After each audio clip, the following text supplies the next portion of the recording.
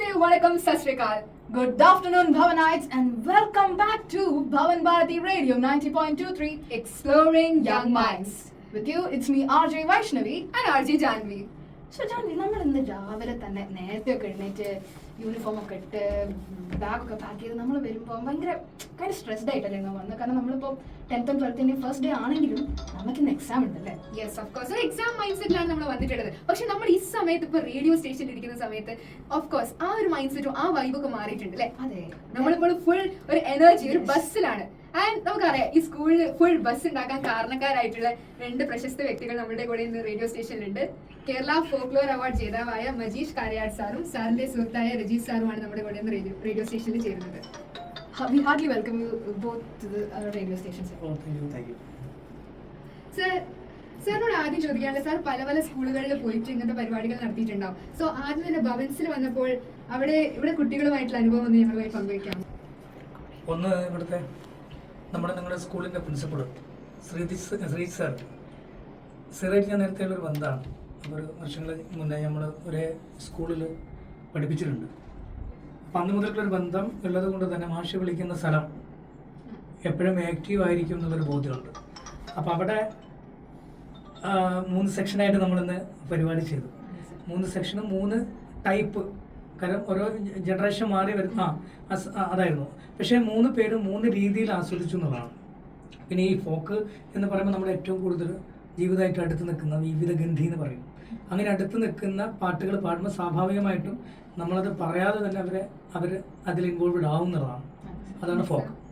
Okay, non stop ആയി എന്താ പറയുക പെർഫോം ചെയ്തോണ്ടിരിക്കുകയാണ്.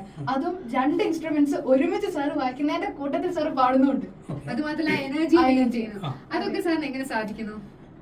അതെങ്ങനെ സാധിക്കുന്നു എന്ന് ചോദിച്ചാൽ ഇതിൽ കുറേ നമ്മൾ എന്താ പറയുക ഡെഡിക്കേഷൻ ഉണ്ട്. നേരത്തെ ഞാൻ പറഞ്ഞ പാലക്കാടാണ് പഠിച്ചത്, സംഗീത കോളേജിലാണ് പഠിച്ചത്.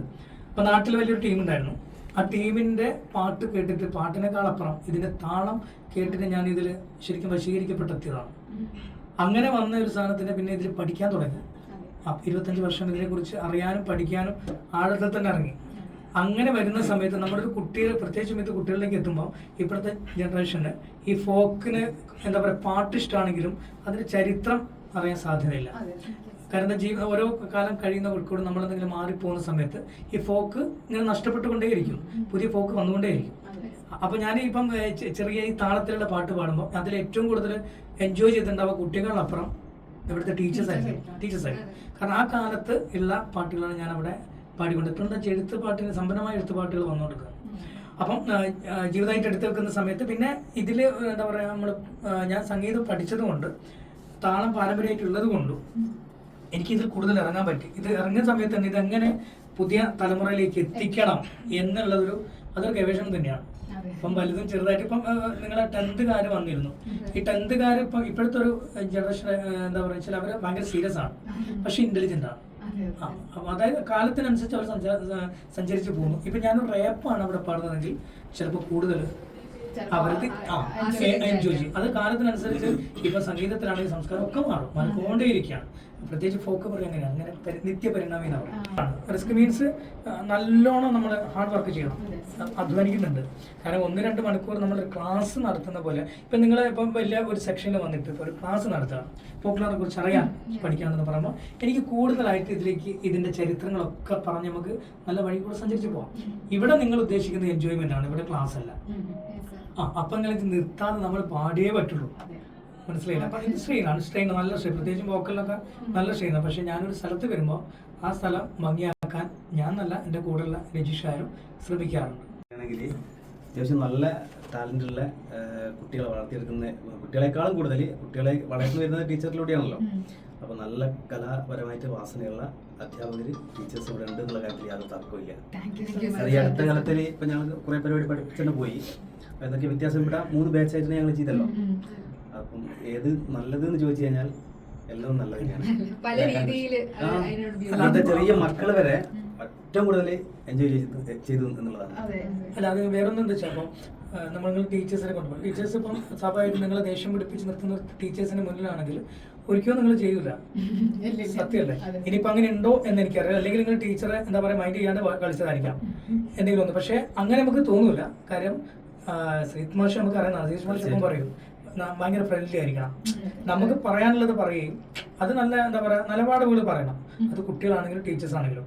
സാർ അനാവശ്യമായിട്ട് നമ്മൾ ചീത്ത പറയുന്നത് നമുക്ക് ഇഷ്ടമല്ല. അത് സ്വാഭാവികം. ഇപ്പം എൻ്റെ മോള് TTC കഴിഞ്ഞാണ്.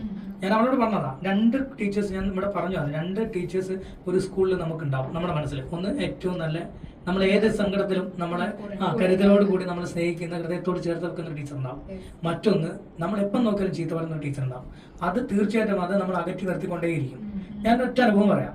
ഞാൻ ഈ കലോത്സവത്തിൽ മറ്റേ സ്റ്റേറ്റ് ഞാനിവിടെ പറഞ്ഞു തോന്നുന്നു. സ്കൂൾ കലോത്സവത്തിൽ എന്നെ ഒരു 8 ടീം ദേശഭക്തി ഗാന സംഘാടനത്തിലും പങ്കെടുത്തു. അതിൽ 7 പേരെ പറ്റുള്ളൂ മത്സരത്തിന്, അറിയാലോ. അപ്പോൾ ഒരാളെ മാറ്റണം. സ്റ്റേജ് കയറാൻ നോക്കുന്ന സമയത്ത് ഒരു മാഷ് നേരെ കയറി വന്നിട്ട് എന്നെ അങ്ങോട്ട് മാറ്റി. ഒരുപാട് സമയങ്ങളിൽ നമ്മൾ റിസ്ക് എടുത്ത് പഠിച്ച പാട്ട് ഞാൻ അന്ന് നിലവിളിച്ച പോലെ എനിക്ക് ജീവിതത്തിൽ നിലവിളിച്ചിട്ടില്ല. ഇപ്പം എനിക്ക് ഓരോരോ കലോത്സവം വരുന്ന സമയത്തും എൻ്റെ ഹൃദയത്തിൽ എപ്പോഴും ഇങ്ങനെ ഒരു ഉണങ്ങാത്ത മുറിവായിട്ട് എപ്പോഴും ഇങ്ങനെ ചോര കിരിഞ്ഞുകൊണ്ടിരിക്കും. അത് നമ്മൾ ഏത് സഭ കാണുന്ന ഏത് കുഞ്ഞുങ്ങളെ കാണുമ്പോഴും എൻ്റെ മനസ്സിൽ അതുണ്ടാവും. അത് ശരിക്കും ആ മാഷ മുഖം ഉണ്ടാവും.